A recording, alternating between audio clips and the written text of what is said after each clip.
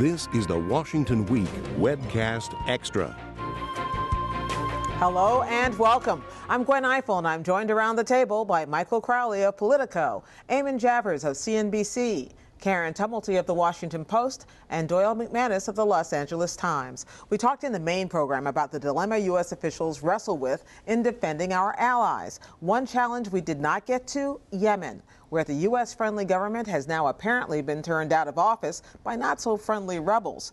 This has quite a ripple effect, doesn't it, Doyle? It has a big ripple effect because actually, if you ask American officials where the most dangerous terrorist group in the world is today for Americans, it's that branch of al-Qaeda in Yemen, because it's got people who keep generating these plots to blow up American airliners, and they haven't succeeded yet, but it's in part because we've been very lucky, in part because the CIA and others have been very good, and in part because that government that Yemen had for the last, since 2011 basically, had gone whole hog into a partnership with the United States to go after that al-Qaeda group.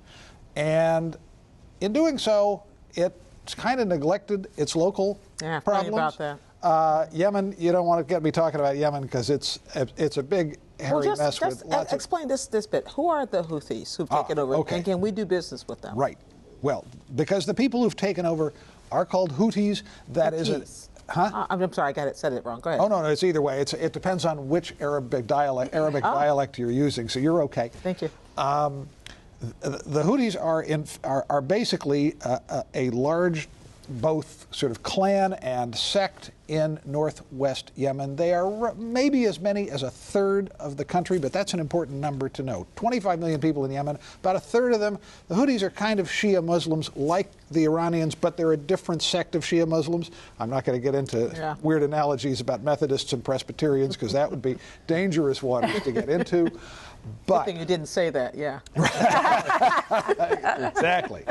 But the Houthis are getting, have been trying to overthrow this pro-American government. They've been getting support from Iran. One of their favorite slogans is "Death to America." So they don't really sound like great allies of the United States, but nevertheless, the U.S. government is talking to the Houthis and trying to talk them into a partnership because the one thing the Houthis hate more than the United States is al-Qaeda.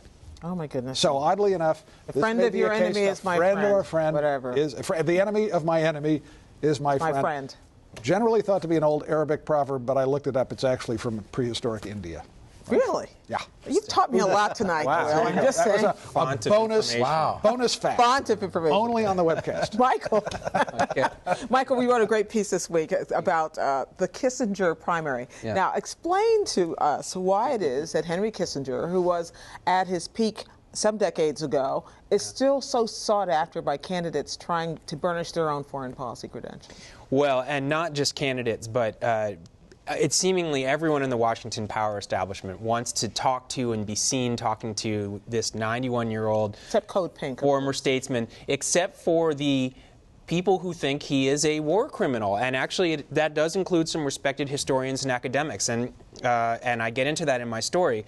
But let's just start with your original question. For instance, we saw recently Rick Perry went to see, who has no particular foreign policy credentials, goes to meet Dr. Kissinger and tweets a photograph of the meeting of them together. Marco Rubio, somewhat ostentatiously, is carrying his book around and talking about how he's reading it. Scott Walker let it be known that he has sat with Dr. Kissinger. If you want to go back to 2008, Sarah Palin had an audience with the former Secretary of State and National Security Advisor. I would have loved to sit in on that one. He has become, I think, in a way, because he is, despite the controversy around him, and I have to say, some of the episodes he's associated with, some of these old quotes, they're very ugly. That is a complicated conversation we won't be able to do justice to here.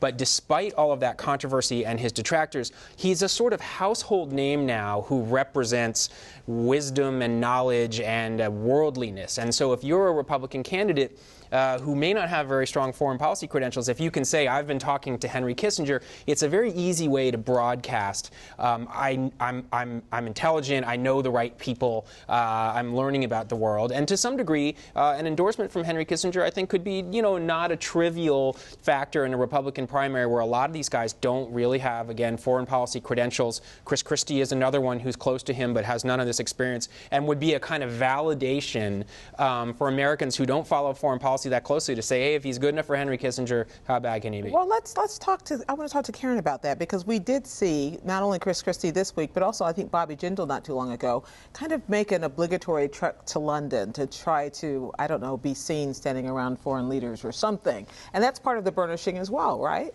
I think so, and I think it's also a recognition that this next presidential campaign is likely to be a lot about foreign policy and making Americans feel safe in a very, very unsafe world. The problem is that when, as Chris Christie found out, he did not do a sort of Mitt Romney-style gaffe of criticizing the security at the London Olympics right before the Olympics. But he did criticize the president on foreign soil. He did, and he also, there's a different kind of glare that these guys seem to get caught in when they themselves are on foreign soil.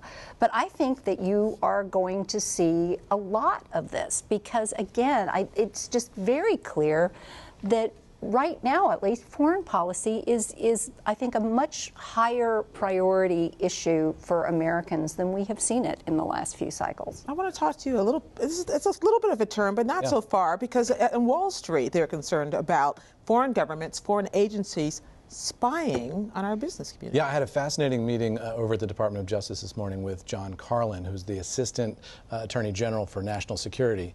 He oversees U.S. investigations into cybercrime, terrorism, but also into espionage. And we saw this fascinating case just last week where the U.S. disrupted an alleged Russian spy ring, arrested one alleged Russian spy, 2 others left the country under diplomatic immunity, and said that one of the things that they had been doing was trying to gather information about the New York Stock Exchange in New York.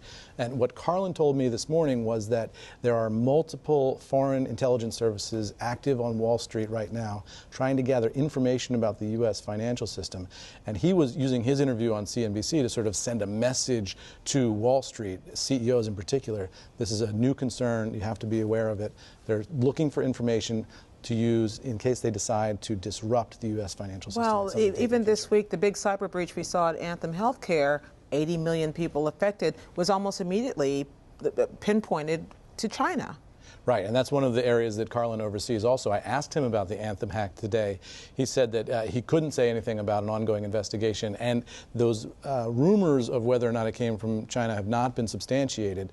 But we've seen nation states active in this hacking game against U.S. companies as recently as the Sony hack over the winter. So this is a new nation-state level threat to American companies, and they're grappling with it in a way that sort of it's totally new to them. You can't run for president anymore and pretend not to know anything about what's happening abroad, but I want to come back to a completely disgusting local story.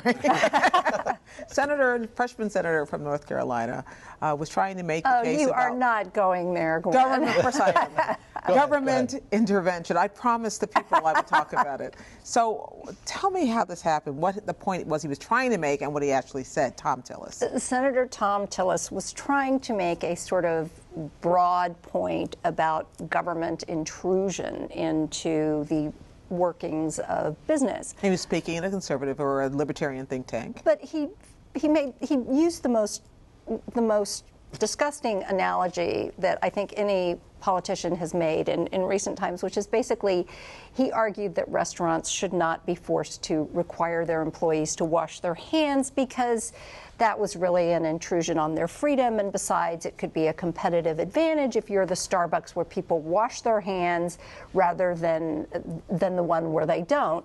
You know, how did that go over? Well, my immediate impression was the next time I go to Starbucks, I would ask for a shot of Purell in my latte. That's right. The next time I go to that senator's office, I'm going to ask for a shot of Purell. There's not a side, and never mind. We're not going to go into all of that. Thank you very much for disgusting the entire online streaming audience. Thank you, everybody. Stay online to check out my take this week on what happens when politicians who want to be president trip over their tongues. And we'll see you next time on the Washington Week Webcast Extra.